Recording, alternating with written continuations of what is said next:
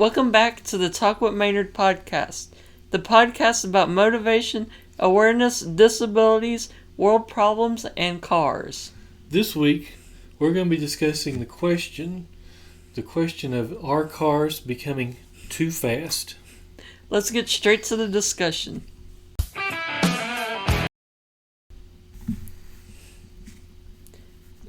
Cars keep getting faster.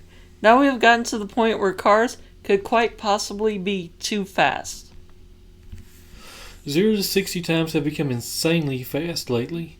Cars are now so fast that it will likely be impossible for them to be able to go any faster than they currently do. Cody's going to give you some examples, and most of these are 0 to 62 because they came from a European site, which is 0 to 100 kilometers an hour. So here are some of the most insane 0 to 62 times out right now. So you got the Porsche Taycan Turbo S. It does 0 to 62 in 2.8 seconds. We got the McLaren 765 LT. It also does 0 to 62 in 2.8 seconds. We got the Porsche 911 Turbo S. It does 0 to 62 in 2.7 seconds. We got the Ferrari SF90 Stradale, which does 0 to 62 in 2.5 seconds. And then these last two are actually 0 to 60. You got the Tesla Model S Plaid. It does 0 to 60 in 1.99 seconds. And we got the Rimac Navara, and it does 0 to 60 in 1.86 seconds. You would think that cars this fast will be out of the reach of most people, meaning that really are not that big of a problem. However, some of these cars cost just over $100,000, which is reachable to lots of people who have a decent paying job, especially with all these YouTubers making that much money so easily. So, we're going to take a quick break, and we'll be back to discuss this information further.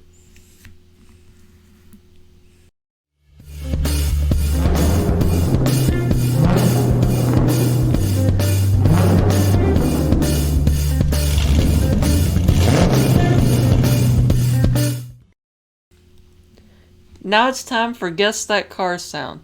We're going to do Guess That Car Sound a little different. This time me and my dad are both going to pick a car that we agree on. We will then play the sound. After we play the sound, we'll ask you, the viewer or listener, to comment on what you think the car is in the comment section below. We'll then pause for a brief minute to allow you to post your comments.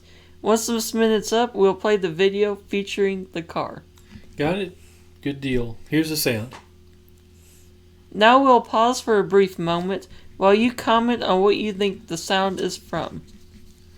And this week's sound is from a Dodge Charger Hellcat Red-Eye. And here's the video. That's all we have for you this time for Guess That Car Sound. We're going to get back to our discussion.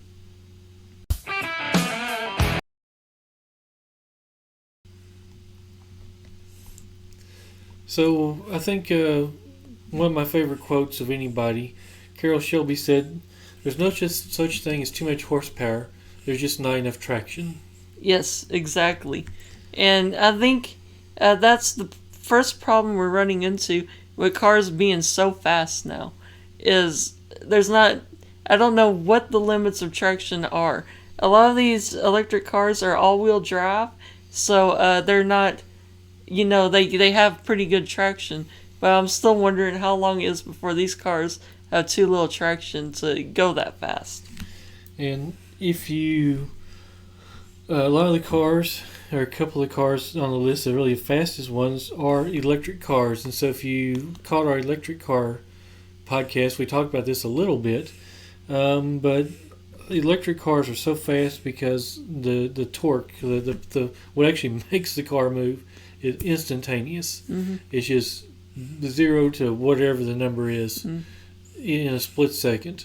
So these cars are just insanely fast in the 0 to 60 range and the quarter mile range. Just some examples. I always think back to 30 years ago, give or take some, the 30, 35 years ago, the mid-'80s to the early 90s. Mm-hmm. A fast car at that time, average fast car was 6-something seconds, 0 to 60 time. A really fast car is 5 seconds. If you're in the 5-second range, you had a really fast car.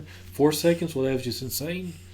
And now we're talking about cars that are less than 2 seconds. And I don't know. I have Wheel Wednesday videos that come out, and I don't know if the Wheel Wednesday videos before or after this podcast, but I did a Wheel Wednesday video on the first Corvette ZR1, and it made 380 horsepower, and they were so freaked out about the 380 horsepower and 0 to 60 in 5 point whatever seconds that they actually gave you a separate key that made the car less powerful because they're afraid people were going to crash it. Yep.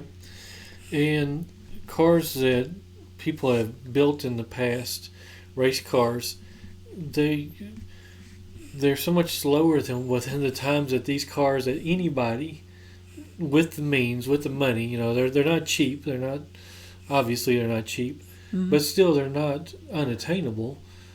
For a lot of people, anybody can walk into a dealership and buy these cars that are faster than race cars of the past. Yeah, and even race cars now.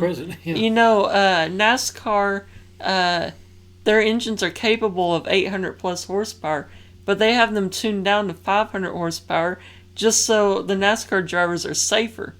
Well, the new Tesla that's out, the one car on here that I said costs just over $100,000. It has 1,000 horsepower, and apparently that's safe to drive on the street, but a NASCAR is not safe to drive on the street. So it's pretty crazy. And I watched one YouTuber. I watch Doug DeMuro a lot, and he reviewed the new Tesla Model S Plaid, and he said the owner told him that you need to keep the wheel straight whenever you floor it. And he says I think he's exaggerating stuff. Well, he floored it, and he said thank God the wheel was straight because he would have crashed that thing in a hurry. One thing I'm gonna try to look up right quick. I wasn't prepared. I just thought of this.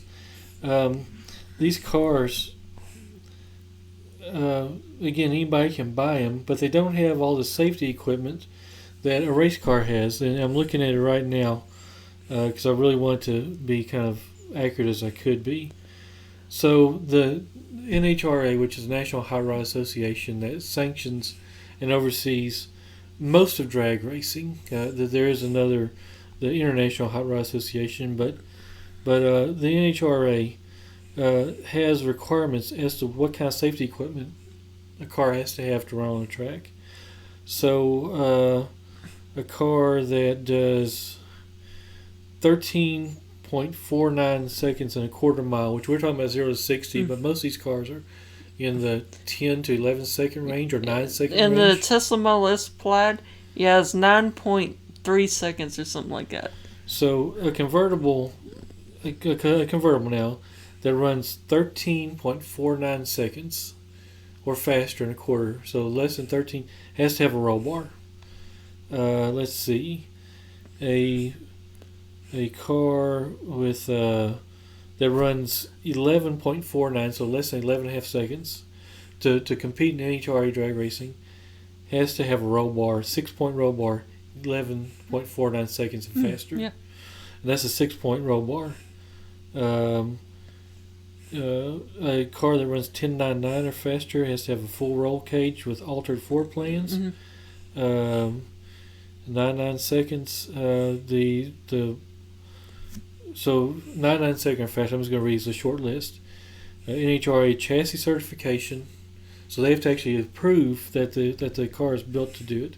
You have to have an NHRA competition license. You can't just get out there. You have to actually know that you know what you're doing. You have to have a fireproof jacket and pants, a fireproof neck collar and gloves, special parts in the transmission in case it comes apart to keep it from coming through the floor and cutting your legs off. You have to have a full face helmet meeting SFI specifications. So that is for drag racing, and we're talking about cars that anybody can walk in They're street legal. They can buy and draw on the street. And that's to compete, though. I've seen them race these cars on drag strips and they're not competing. Yeah, but and their thing, too, though, is, just because a car is that fast doesn't mean it can do that on the street. You can have a car that runs like 10 seconds or whatever on the track, but like 13 on the street. Well, what's insane is the new Tesla Model S Plaid can run a 9.5 or 3 or whatever it is. It can run that on the drag strip, and then it'll go and run that exact same time on the street. There's no questions asked. It'll just do it. And in case you're not familiar with what Cody's talking about, if you, on a drag strip, what they call a prep surface, they put down special chemicals in rubber. If you ever try to walk on a drag strip, your shoes you almost can't pick your feet up because the surface is sticky. It's rubberized, give or take is the best way to put it. And your feet just stick so that when you put that power down on that surface, the tire sticks to the pavement and you go. Where on a street, you don't have that. There can be any kind of surface, and it's not a sticky surface. It's going to spin. So it's crazy that you can get that kind of traction from these cars. And a lot of it's computer control, launch control, I'm sure, limiting the slip to the 4 tires. Yeah. But so are they too fast? NHRA says you have to have all this equipment and safety equipment. But on the street, you could go that fast and run into somebody. Exactly. So it's like, really? So we never thought cars could be too fast. Like Carol Shelby said, just not enough traction. But are they too fast? Are we putting cars in the hands of people that can't handle that power? That'd be dangerous. And we've seen horrific crashes from gas-powered cars that are fast. We've been at Mustang events where we've seen it happen. Right. We've seen cars smashing the curbs and stuff. And it's just crazy that you can go so much faster than that, too, and be just as dangerous. So, yeah, it's going to cause some dangerous car crashes. And then there's a new problem with electric cars. They're so fast now, they have to get all that power out of the battery as fast as possible. So they're running these batteries that are highly volatile. Like they're basically a bomb waiting. And the new Tesla Model S Plaid come out, and there's a recent thing where Teslas have autopilot. Well, there's a Tesla driving around on autopilot all by itself around town while it was on fire because of the battery. So you have that to look forward to also. Or we watched a show, Grand Tour, a few years ago, and one of the guys on there crashed an electric car, and I mean the crash wasn't too terrible. He was okay, but the car caught on fire after the crash, and they couldn't put it out. So they had to let it sit there and burn for 3 days because they couldn't put the fire out, because you can't put battery fires out with water. Yeah. So it's being car guys, you always want more power and you want more speed, but we're maybe at the point that we're putting too much power and speed in the hands of people. And, we didn't touch on, we're talking about Ferraris and we're talking about Porsches, McLarens, very high-end cars, but Dodge is making cars with 800 horsepower that are less than $100,000. And they're on old platforms. The chassis that the new Chargers and Challengers are running, which you can get an 800 horsepower car, is from the early 90s. The overall architecture is. So they're not even that modern of a car underneath.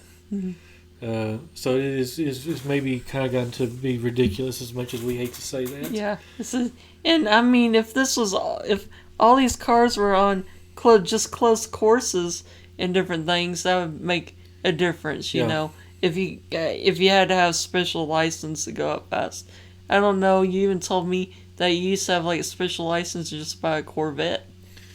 Well, or a Ford GT or something. Only certain dealers could sell them that were equipped to sell and work on those cars.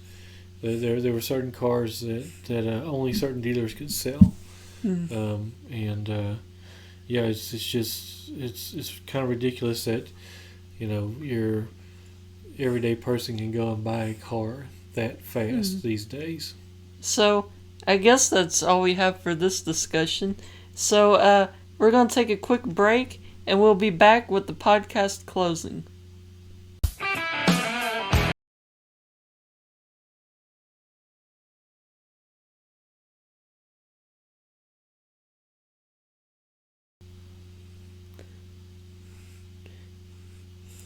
Okay, we had a little technical difficulty there. Hopefully, it didn't mess the video up too much. But now it's time for the closing. So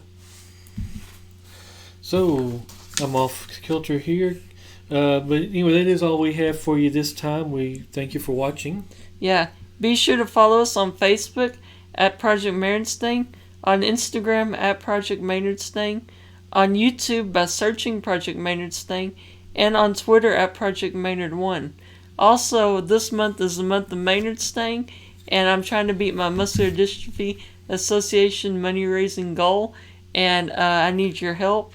And so I'll be linking a link to my website below so you can make donations and buy merch that help me out on this endeavor.